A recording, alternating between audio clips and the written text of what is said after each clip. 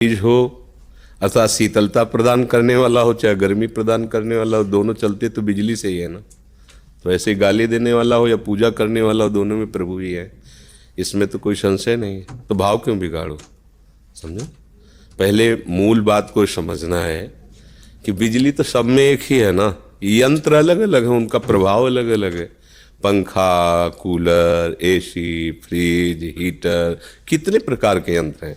ऐसे नाना प्रकार की सृष्टि है, उनमें बिजली भगवान है। ये मूल में बात याद रखोगे तो अब बिजली कट गई तो सब यंत्र ऐसे खड़े हैं, भगवान सब में है। ये यंत्र का अलग अलग प्रभाव है। हमारे करण है ना, मन बुद्धि चित्त अहंकार, मलिन है तो गाली बक रहे हैं, निर्मल है तो भगवान नाम कीर्तन कर रहे हैं, मलिन है तो दूसरों का अपमान कर रहे हैं, पवित्र है तो अपना मान रहित होकर दूसरों को सम्मान। ये गुण दोष है, तत्व उसी में वही है, भाव तो बिगाड़ना ही नहीं है। अच्छा, रही कोई भी बात की, जैसे किसानी है, व्यापार है, नौकरी है, ये सेवा है। हम सब भगवान के सेवक हैं, पूरी सृष्टि भगवान की है, अलग अलग डिपार्टमेंट बटे हुए हैं। कोई विरक्त है, कोई गृहस्थ है, कोई व्यापारी है, कोई किसान, उसी सृष्टि संचालक प्रभु की सब सेवा कर रहे हैं। आप प्रभु की सेवा मानकर किसानी करें, अतिथि और माता पिता का सम्मान करें। वो कैसे है नहीं देखना है। हम मूर्ति में सेवा इसलिए अच्छे से कर लेते कि मूर्ति कुछ कहती नहीं है, लेकिन मूर्तिमान प्रभु जब चलते फिरते माता पिता के रूप में है, तो देखो हमने देखा है वृद्धों की सेवा करके, वृद्धजनों की सेवा करो तो परिणाम में वो गाली मिलती है, क्योंकि वो भगवान ऐसा विधान रचते हैं। उनके पैर दबा रहे हैं, वो गाली दे रहे हैं। अब आपको गाली सह के चुपचाप सेवा करनी है। अगर उनकी गाली को सुनोगे तो फिर सेवा नहीं कर पाओगे। इसीलिए मूर्ति सेवा से बढ़कर है ये मूर्तिमान जगत के चलते फिरते भगवान की। क्योंकि आप इनको प्रणाम का साला नाटक कर रहा है, अब आपको लगेगा हम प्रणाम भी कर रहे ऊपर से गाली दे रहा है, तो फिर बात बिगड़ जाएगी। हमको बिल्कुल वैसे ही भगवत, बस इसी को टिका ले तो महात्मा हो गया। टिक नहीं पाता है, इसीलिए टूट जाता है, फिसल जाता है। एक बार हमको एक कथा में सत्संग में भी सुनाया है, जब हम गंगा किनारे भ्रमण कर रहे थे तो ब्रह्मावर्त बिठूर में गए, शाम का टाइम था। ऐसे गंगा जी की तरंगों का दर्शन करे तो बैठा हुआ था एक आदमी, उठ के आया हमारे पास लड़खड़ाता हुआ। हमें लगा शायद उसकी चाल ही ऐसी होगी, ये दिमाग नहीं गया कि मदिरा पिए, कि गंगा की लहरों को मदिरा पी के कोई कैसे देखेगा। वो तो नज़दीक आए तब गंध से पता चला कि शराब पे ऐसे क्यों। आओ तुमको एक चीज़ दिखाते हैं। नई अवस्था थी, कोई भय तो था नहीं, निर्भय स्वरूप था, शरीर में बल और ताकत थी कि अगर कोई किसी भी तरह एक थप्पड़ में जमीन में लौट जाए। ब्रह्मचर्य में जीवन था, अब तो किडनी फेलियर है। कहा चलो, तो सावधान स्थिति में चले। वो भगवान के मंदिर में गया।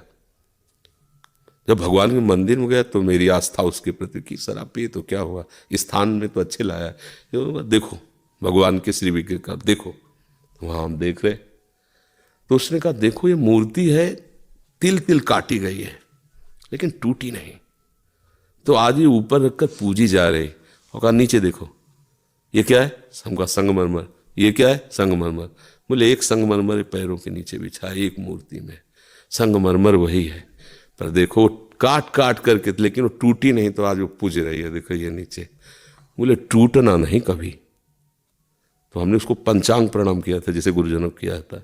ये लीला तुम्हारी कुछ भी हो भगवान, आप मुझे उपदेश कर रहे हो, प्रणाम किया। हाँ, उन्होंने कहा जीवन में कभी टूटना नहीं, वो बस अंदर से।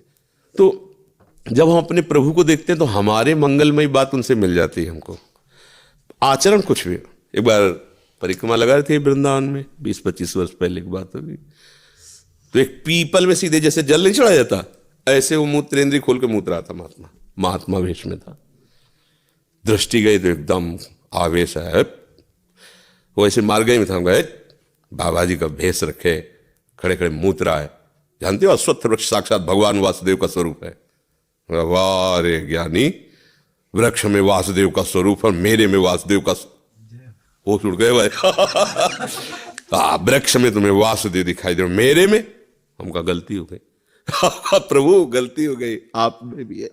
आगे बढ़े, हर जगह वो भगवान, लीला कुछ भी करे वो भगवान ही है। हमें उससे प्रणाम करना है, उसकी बात माननी है। मेरा भगवान सर्वत्र है। जब आप ऐसी भावना करोगे तो आपको शिक्षा देने लगेंगे। क्रियाएं उनकी कुछ भी हो रही हों, वो भगवान है, ये पक्का। बिजली वही है, पक्का है। अच्छे भाव से रहो। माता पिता कितना भी प्रतिकूल हो, पर तुम कभी प्रतिकूल ना होना। तुम भक्त हो, कंठी तिलक धारण किए हो, भगवत मार्ग में हो, कभी ऐसा। वो मारे भी तो चुपचाप पिट गए, चले गए। गाली दे रहे, सह लिया। किसी और को गाली दे रहे, झगड़ा होने वाला है, उसके पैर पकड़ रहे जो विपक्ष में है, क्षमा करो, इनका स्वभाव ऐसा ही है। उनकी रक्षा करो, उनकी, इससे भगवान प्रसन्न हो जाएंगे। समझ गए ना जी। Hold that pose and correct. Ma'am ये कल के सीक्वेंस का लुक है।